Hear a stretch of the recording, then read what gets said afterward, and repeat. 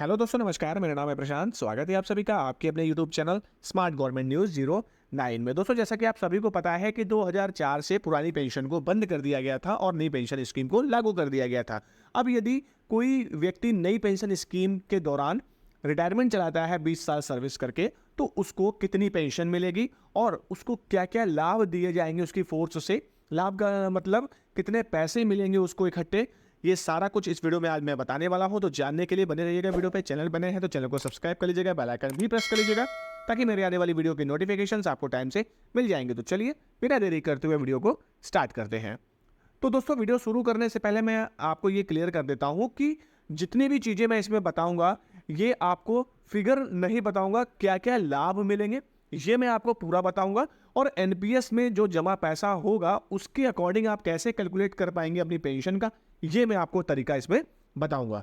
तो चलिए मैं शुरू करता हूं। देखिए, सबसे पहले ये आपका जब आप 20 साल बाद रिटायरमेंट जाएंगे तो आपका बेसिक कितना होगा, ये उस टाइम पे आप एज्यूम कर सकते हैं, यदि आपका जो अभी प्रेजेंट में बेसिक चल रहा है। और डीए कितना चलेगा, ये भी आप एक तरीके से अंदाजा लगा सकते हैं कि कितना डीए उस टाइम तक हो सकता है। और इसी दोनों के अकॉर्डिंग ही सारी कैलकुलेशन की जाती है जो आपको लाभ दिए जाएंगे आपकी फोर्स के थ्रू। तो देखिए, सबसे पहला जो नंबर का एक लाभ मिलता है वो ग्रेजुटी ओल्ड पेंशन स्कीम में भी दी जाती थी और नई पेंशन स्कीम में भी ग्रेजुटी का प्रावधान रखा गया है। बस फर्क दोनों में इतना है कि ओल्ड पेंशन स्कीम का जो फॉर्मूला है वो दूसरा है और न्यू पेंशन स्कीम का जो फॉर्मूला है वो इसमें दूसरा लगाया गया है। तो एक तो हो गया आपको ग्रेजुटी। अब ये कितना बनेगा ये तो डिपेंड, मैंने जैसे कि पहले बता दिया है, वो उसके अकॉर्डिंग आपका करेगा जो आपकी पेमेंट होगी उस टाइम पे।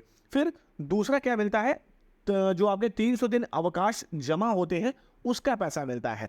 यदि 300 दिन पूरे अवकाश आपके जमा है तो उसमें भी एक फॉर्मूला लगाया जाता है और उसके अकॉर्डिंग उसका पैसा निक बनाया जाता है।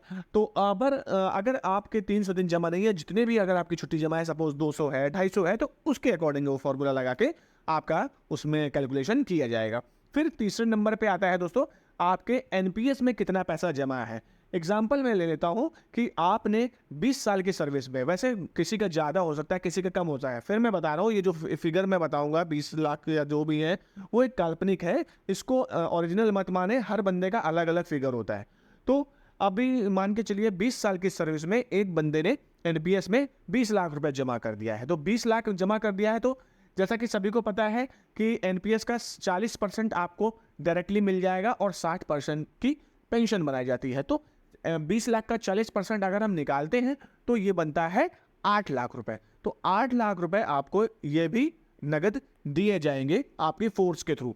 फिर बात कर लेते हैं आपको और क्या क्या मिलेगा। तो एक होता है सीबी पासबुक, जो आपको पता होगा कि इसमें 600 रुपए पर मंथ जमा होते हैं। पहले 500 रुपए होते थे, फिर इसको 600 भी कर दिया गया है। तो अभी इसमें आप का जो भी पैसा है 2017 से इसको लागू किया गया था। तो 2017 से लेकर जब भी आपका जितने अकॉर्डिंग आपके 20 साल कंप्लीट होते हैं उसके अकॉर्डिंग आपका ये पैसा भी आपको दिया जाएगा। तो एक आपको ये लाभ हो गया। फिर बात करते हैं, एक फाइनेंशियल अलाउंस भी होता है जो उसमें 20,000 के समथिंग फोर्स के थ्रू दिया जाता है, वो फिक्स होता है। अब आगे हो सकता हो कुछ नया इम्प्लीमेंट हो जाए, वो बात अलग है। तो ये भी आपको दिया जाता है। और लास्ट में एक ट्रांसफर टीए आपको और दिया जाएगा।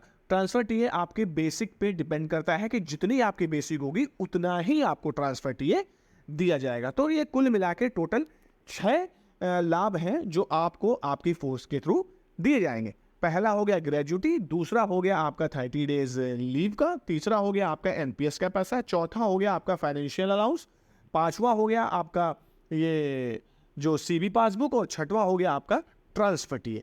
ये आपको पैसा इतना मिल जाएगा। अब बात करते हैं पेंशन। पेंशन कितनी बनाई जाएगी। तो पेंशन बनाने का जो फॉर्मूला होता है वो ये इस प्रकार होगा दोस्तों कि देखिए, अब आपका 60% पैसा बचा है जो 20 लाख आपने एनपीएस जमा किया था।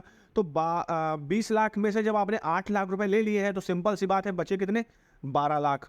अब सपोज जब आप रिटायरमेंट जा रहे हो तो उस टाइम पे मार्केट किस परसेंट पे चल रही होगी ये तो कोई नहीं बता सकता, लेकिन फिर भी एक अंदाज में ले लेते हैं कि चलिए आपकी मार्केट चल रही होगी 9% के अकॉर्डिंग में।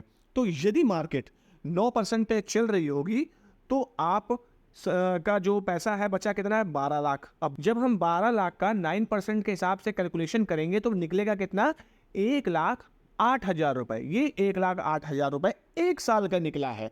अब 1 साल में मंथ कितने होते हैं? वो होते हैं 12। तो जब हम 1,08,000 को 12 से डिवाइड करेंगे तो हमारा 9,000 रुपये पेंशन बनेगी। अब आप समझ सकते हैं कि आपको 1 मंथ में 9,000 रुपये पेंशन दी जाएगी। उसमें किसी भी प्रकार का कोई भी डीए नहीं लगेगा। किसी भी प्रकार का यदि कोई फाइनेंशियल बेनिफिट होता है पेंशन धारकों के लिए तो वो भी नहीं लगेगा।